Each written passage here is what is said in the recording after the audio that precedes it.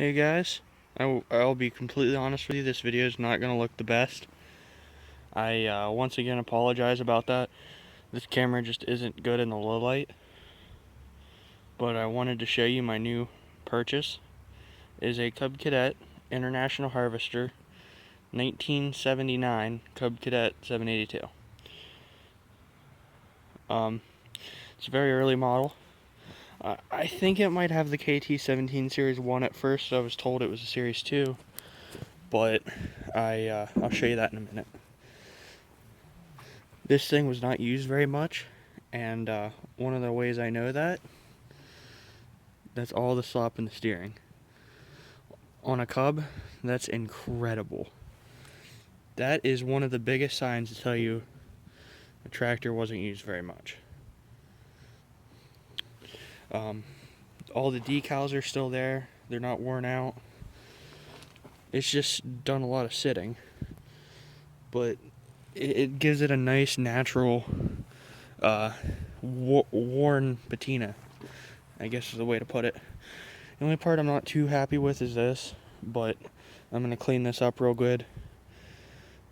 I might clean this up and find perfect paint underneath, and with some wax, and honestly, you'd be very surprised. So, who knows? It does have the ornament there, hood ornament.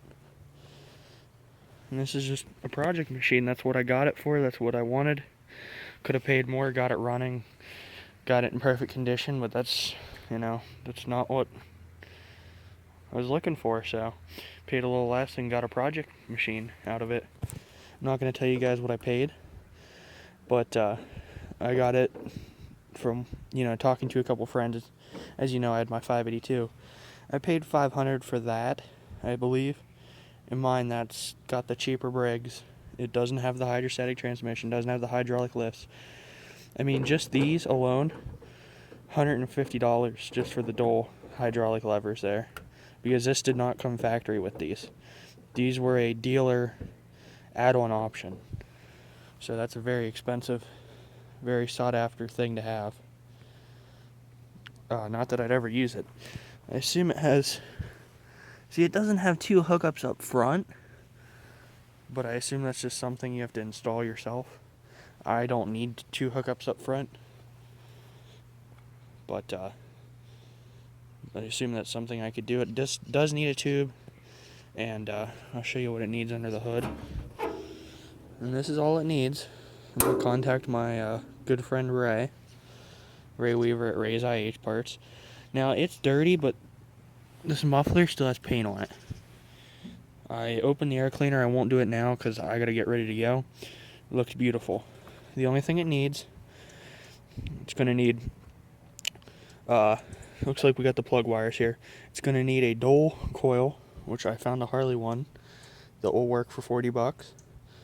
That the guy I bought it off of is a good friend of ours, and he's a Kohler technician, so I very much trust getting one of the Harley coils, because he knows his stuff.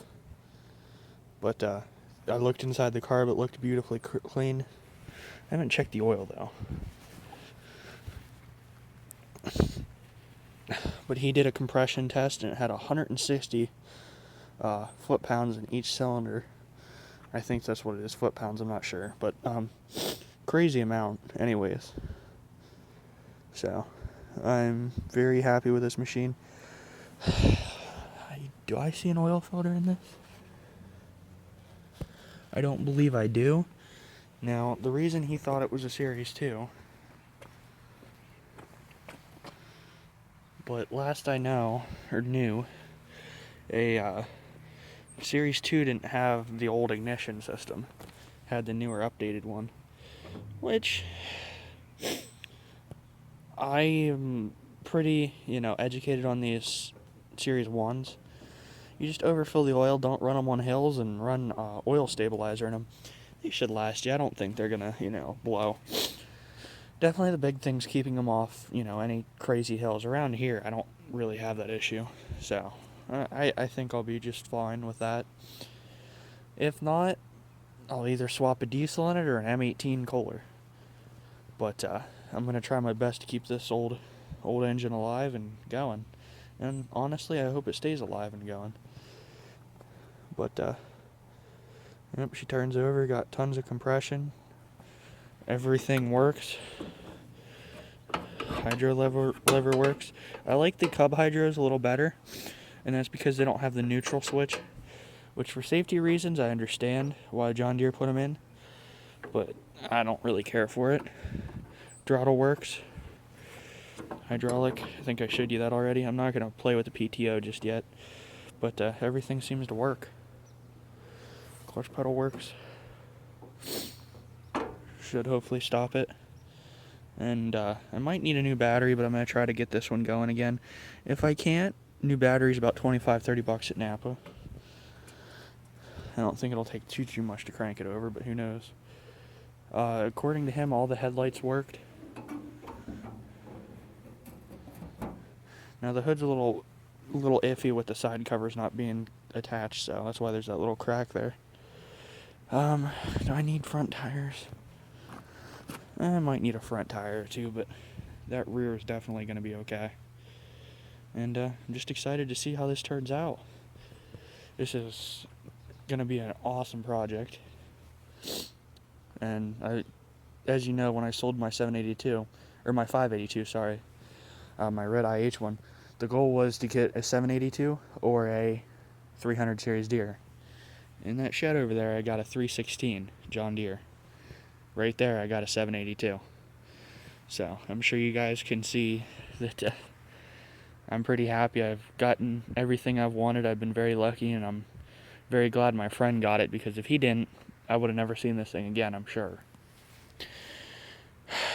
He got it cheap, so, but that's okay. I'm willing to pay a little extra to not have to dig it out of a jungle, according to him, so I guess it worked out in the long run. But we'll have updates. Me and Michael TJD60 will be wrenching on this bad boy, and we'll do a whole video series if we can. So hope you guys like this video. Please like, subscribe to check out more. Talk to you later. Bye.